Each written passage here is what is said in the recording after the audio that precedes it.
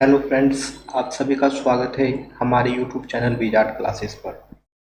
ठीक है, तो ये क्लास जो है, अगर आप कोई भी प्रतियोगी परीक्षा की तैयारी कर रहे हैं, जीके आधारित अगर वो एग्ज़ाम है, तो मेरा सेशन आपके लिए काफ़ी बेनिफिशियल होने वाला है। चलिए तो स्टार्ट करते हैं। और इस सेशन में जो है हम लोग 100 एमसीक्यू जो है कंडक्ट करते हैं क्विज के फॉर्म में। तो पहला क्वेश्चन है, कौन सी नदी जो है अमरकंटक पठार से निकलती है? तो ये हो जाएगा नर्मदा नदी। नर्मदा नदी जो है अमरकंटक के पठार से निकलती है। गांधी जी के साथ नमक सत्याग्रह मार्च में कौन शामिल हुए थे? तो सरोजिनी नायडू शामिल हुई थी। 1930 में प्रथम गोलमेज सम्मेलन कहाँ हुआ था? तो लंदन में हुआ था। याद रखिए दोस्तों, तीनों गोलमेज सम्मेलन जो है, तीनों गोलमेज सम्मेलन लंदन में ही हुआ था। कौन सी नदी वाराणसी से होकर बहती है? तो गंगा नदी। चंपारण आंदोलन के समय किसानों का प्रमुख नेता कौन था? तो बृजकिशोर प्रसाद थे। गंगा के साथ मिलकर कौन सी नदी सुंदरबन डेल्टा बनाती है? तो ब्रह्मपुत्र नदी। यंग इंडिया नामक अखबार की स्थापना किसने की थी? तो महात्मा गांधी ने। बिहार में गंगा की मुख्य दक्षिणी सहायक नदी कौन सी है? तो सोन नदी है, जो कि दानापुर में जाकर, दानापुर पटना में है, दानापुर पटना में जो है ये गंगा नदी में जाकर के मिल जाती है सोन नदी। गांधी जी द्वारा शुरू किए गए साप्ताहिक हरिजन के संपादक कौन थे? तो महादेव देसाई थे। किस नदी को उड़ीसा का शोक कहा जाता है? तो बैतरनी नदी को। बिहार का शोक जो है कोसी नदी को कहा जाता है, और कलकत्ता का शोक जो है दामोदर नदी को कहा जाता है। गांधी जी ने अली भाइयों के साथ मिलकर खिलाफत आंदोलन किस वर्ष शुरू किए थे? 1920 में। बिहार की कौन सी नदी बार बार बाढ़ और कटाव के लिए प्रसिद्ध है? तो कोसी नदी। भारतीय राष्ट्रीय कांग्रेस की पहली महिला अध्यक्ष कौन थी जो बाद में गांधी जी से जुड़ी? तो एनी बेसेंट थी। कौन सी नदी भारत के सबसे ऊंचे जलप्रपातों में से एक जोग फॉल्स बनाती है? तो शरावती। गांधी इरविन समझौता 1931 कहाँ हुआ था? तो दिल्ली में। कौन सी नदी विंध्य और सतपुरा पर्वत श्रेणियों के बीच बहती है? नर्मदा नदी। 1909 में हिंद स्वराज नामक पुस्तक किसने लिखी थी? महात्मा गांधी ने। बिहार की कौन सी नदी गंगा में पटना के पास मिलती है? पुनपुन नदी। 1918 के खेरा सत्याग्रह में गांधी जी के साथ कौन प्रमुख नेता थे? सरदार पटेल। भारत की सबसे बड़ी प्रायद्वीपीय नदी कौन सी है? गोदावरी नदी। दक्षिण अफ्रीका में रहते हुए गांधी जी ने टॉलस्टॉय फार्म कहाँ शुरू किया था? तो जोहान्सबर्ग में। बिहार की कौन सी नदी गंगा के समांतर बहती है और फिर उसमें मिलती है? तो सोन नदी। 1940 में व्यक्तिगत सत्याग्रह किसने शुरू किया था? तो विनोबा भावे ने। किस नदी पर हीराकुंड बांध बनाया गया है? तो महानदी पर। 1920 में गांधी जी के असहयोग आंदोलन के समय कांग्रेस अध्यक्ष कौन थे? तो सी विजयराघवाचारी थे। भारत में गंगा की सबसे लंबी सहायक नदी कौन सी है? तो यमुना है। 1925 में गांधी जी के मार्गदर्शन में अखिल भारतीय सूत कताई संघ किसने स्थापित किया था? तो जमनालाल बजाज ने। बिहार की कौन सी नदी दरभंगा जिले से होकर बहती है? तो बागमती। दरभंगा के तरफ से होंगे जो, उनको तो पता ही होगा कि दरभंगा नदी से जो है बागमती नदी बहती है, और जो लोग उधर से नहीं होंगे उनको नहीं पता होगा, तो लोग याद रख लीजिए, बिहार स्पेशल का एक इम्पोर्टेंट क्वेश्चन हो जाएगा। अब है, गांधी जी के समर्थन से 1938 में कांग्रेस अध्यक्ष कौन चुने गए थे? तो सुभाष चंद्र बोस। गांधी जी के समर्थन से 1938 में कांग्रेस अध्यक्ष कौन चुने गए थे? तो सुभाष चंद्र बोस। कौन सी नदी तिब्बत में मानसरोवर झील से निकलती है? तो यह हो जाएगा सिंधु नदी। 1936 में गांधी जी ने सेवाग्राम आश्रम कहाँ स्थापित किया था? तो वार्धा में। बिहार की कौन सी नदी उत्तर बिहार में बाढ़ के कारण शोक की नदी कहलाती है? तो कोसी नदी। गांधी जी के अहिंसा आंदोलन के समर्थक सीमांत गांधी किसे कहा जाता है? तो खान अब्दुल गफ्फार खान को। भारत की राष्ट्रीय नदी कौन सी है? तो गंगा नदी है।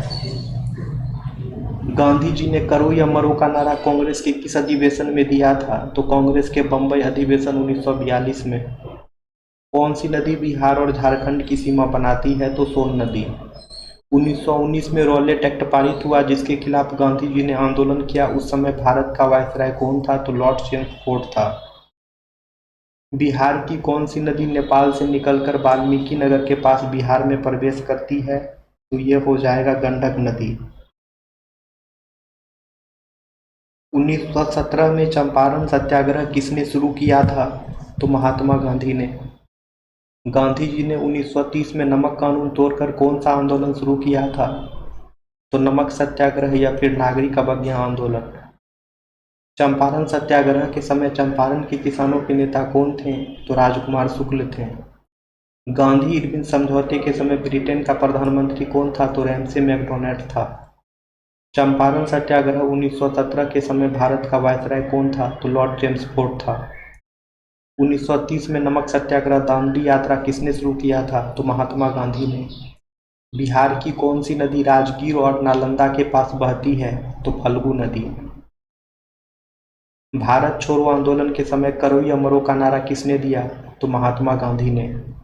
1940 में व्यक्तिगत सत्याग्रह किसने शुरू किया? विनोबा भावे ने। भारत की कौन सी नदी केवल राजस्थान राज्य से होकर बहती है? तो लूनी नदी। बिहार में चंपारण सत्याग्रह के दौरान गांधी जी के साथ कौन नेता थे? तो सभी थे। राजेंद्र प्रसाद भी थे, अनुग्रह नारायण सिन्हा भी थे और मजरूल हक भी थे। और दोस्तों पटना में जो है मजरूल हक के नाम से एक यूनिवर्सिटी भी है मीठापुर में, जहाँ पुराना वाला बस स्टैंड था वहीं पे मजरूल हक के नाम पे एक मौलाना मजरूल हक अरबिक एंड पर्शियन यूनिवर्सिटी भी है। ठीक है, तो याद रखना है चंपारण सत्याग्रह में गांधी जी के साथ राजेंद्र प्रसाद भी थे, अनुग्रह नारायण सिन्हा भी थे और मजरूल हक भी थे। ब्रह्म समाज की स्थापना किसने की थी? तो राजा राम मोहन राय ने। ठीक है, और अकबर द्वितीय जो है राजा राम मोहन राय को राजा की उपाधि दी थी। ब्रह्म समाज की स्थापना जो है राजा राम मोहन राय 1828 में किए थे। सत्यार्थ प्रकाश पुस्तक किसने लिखी थी? तो दयानंद सरस्वती ने। और दयानंद सरस्वती जो है आर्य समाज की स्थापना किए थे। इन्हीं का नारा था वेदों की ओर लौटो। अमृत बाजार पत्रिका की शुरुआत किसने की? तो शिशिर कुमार घोष और मोतीलाल घोष ने। यंग इंडिया पत्रिका का प्रकाशन किसने किया था? महात्मा गांधी ने। भारत के राष्ट्रपति का चुनाव कौन करता है? तो संसद और राज्य विधानसभाओं के निर्वाचित सदस्य। राष्ट्रपति का कार्यकाल कितने वर्षों का होता है? तो 5 वर्षों का। और राष्ट्रपति बनने का मिनिमम एज जो है 35 ईयर है। हिमालय पर्वत किस प्रकार का पर्वत है? तो बलित पर्वत है, यानी कि फोर्ड माउंटेन है। अरावली पर्वत श्रृंखला किस राज्य में मुख्य रूप से फैली हुई है? तो राजस्थान में। अलीगढ़ आंदोलन किससे संबंधित था? तो मुस्लिम शिक्षा एवं समाज सुधार से। आर्य समाज का नारा क्या था? तो वेदों की ओर लौटो। प्रार्थना समाज की स्थापना कहाँ हुई थी? तो बंबई में। मराठा और केसरी पत्र किसने निकाले थे? तो बाल गंगाधर तिलक ने। तो केसरी जो है मराठी में था और मराठा जो है वो अंग्रेजी में था। इंडियन ओपिनियन पत्रिका का प्रकाशन कहाँ से हुआ था? तो साउथ अफ्रीका से। दक्षिण अफ्रीका से जो है इंडियन ओपिनियन पत्रिका का प्रकाशन हुआ था। और इंडियन ओपिनियन ये जो पत्रिका है महात्मा गांधी का है। गुलामगिरी पुस्तक के लेखक कौन थे? तो ज्योतिबा फूले थे। गुलामगिरी पुस्तक के लेखक कौन थे? तो ज्योतिबा फूले थे। राष्ट्रपति को हटाने की प्रक्रिया संविधान के किस अनुच्छेद में है? तो अनुच्छेद 61 में। भारत के पहले राष्ट्रपति कौन थे? तो डॉक्टर राजेंद्र प्रसाद थे। राष्ट्रपति किस प्रकार के वीटो का उपयोग कर सकता है? तो उपरोक्त सभी, यानी कि absolute veto, suspensive veto, pocket veto, ये तीनों वीटो का उपयोग जो है राष्ट्रपति कर सकता है। भारत की सबसे ऊंची चोटी कौन सी है? तो केटू यानी कि गॉडविन अस्टीन है। नीलगिरी पर्वत कहाँ स्थित है? तो तमिलनाडु में। सतपुरा और विंध्याचल पर्वत श्रृंखला के बीच कौन सा पठार है? तो मालवा का पठार है। रामकृष्ण मिशन की स्थापना किसने की थी? तो स्वामी विवेकानंद ने, वर्ष 1897 में। अखिल भारतीय ब्रह्म समाज सम्मेलन की शुरुआत कब हुई? तो 1878 में। द इंडियन सोशियोलॉजिस्ट पत्रिका किसने निकाली? तो श्यामजी कृष्ण वर्मा ने। हिंद स्वराज नामक पुस्तक किसकी रचना है? तो महात्मा गांधी की। वंदे मातरम पत्रिका किसने प्रारंभ की थी? तो अरबिंदो घोष ने। राष्ट्रपति का न्यूनतम आयु कितनी होनी चाहिए? तो 35 वर्ष। राष्ट्रपति शपथ किसके द्वारा दिलाई जाती है? तो भारत के मुख्य न्यायाधीश के द्वारा। भारत के मुख्य न्यायाधीश के द्वारा जो है राष्ट्रपति को शपथ दिलाई जाती है। यदि राष्ट्रपति पद रिक्त हो जाए तो नए राष्ट्रपति का चुनाव कितने समय में होना चाहिए? तो 6 माह में। नंदा देवी चोटी किस राज्य में स्थित है? तो उत्तराखंड में। पूर्वी घाट किस नदी द्वारा काटे गए हैं? तो महानदी, गोदावरी, कृष्णा, कावेरी। काराकोरम दर्रा किस क्षेत्र में है? तो लद्दाख में। थियोसॉफिकल सोसाइटी की भारत में प्रमुख नेता कौन थी? तो एनी बेसेंट थी। यंग बंगाल मूवमेंट के नेता कौन थे? तो हेनरी विवियन डेरेजियो। भारत माता नामक पत्रिका किसने प्रारंभ की थी? तो बिपिन चंद्र पाल ने। द कॉमनवेल्थ पत्रिका किसने निकाली? एनी बेसेंट ने। बहिष्कृत भारत पत्रिका किससे संबंधित है? तो बी आर अम्बेडकर। राष्ट्रपति की वेतन और भत्ते किस नीति से दिए जाते हैं? तो consolidated fund of India, Bharat का समेकित कोष से। भारत में राष्ट्रपति चुनाव के लिए प्रत्येक मत का मूल्य किस आधार पर तय होता है? तो राज्यों की जनसंख्या और निर्वाचकों की संख्या पर। राष्ट्रपति को सलाह देने की जिम्मेदारी किसकी है? तो प्रधानमंत्री और मंत्रिपरिषद की है। भारत में गुरु शिखर कहाँ स्थित है? तो अरावली पर्वत पर। कंचनजंगा पर्वत किस राज्य में स्थित है? तो सिक्किम में। हिमालय का कौन सा भाग शिवालिक कहलाता है? तो बाहरी भाग। सत्यशोधक समाज की स्थापना किसने की थी? तो ज्योतिबा फूले ने। सेवा समिति की स्थापना किसने की थी? सेवा समिति बोले तो सर्वेंट्स ऑफ इंडिया सोसाइटी की स्थापना किसने की थी? तो गोपाल कृष्ण गोखले ने। और ये गोपाल कृष्ण गोखले जो है महात्मा गांधी के राजनीतिक गुरु भी थे। ओके। कौन सा धार्मिक आंदोलन स्त्री शिक्षा और विधवा पुनर्विवाह पर केंद्रित था? तो यह था प्रार्थना समाज। प्रार्थना समाज जो है दोस्तों स्त्री शिक्षा और विधवा पुनर्विवाह पर जो है केंद्रित था। द हिंदू अखबार किस वर्ष प्रारंभ हुआ? वर्ष 1878 में। Calcutta general committee of public information से कौन सा पत्र जुड़ा था? तो हिकी गजट। मूकनायक पत्रिका किससे जुड़ी थी? तो बी आर अम्बेडकर से। राष्ट्रपति की नियुक्ति कौन करता है? तो निर्वाचन महाविद्यालय, इलेक्टोरल कॉलेज। राष्ट्रपति की न्यूनतम शैक्षणिक योग्यता क्या है?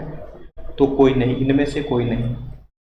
राष्ट्रपति को पद की शपथ कौन दिलाता है यदि भारत का मुख्य न्यायाधीश अनुपस्थित हो?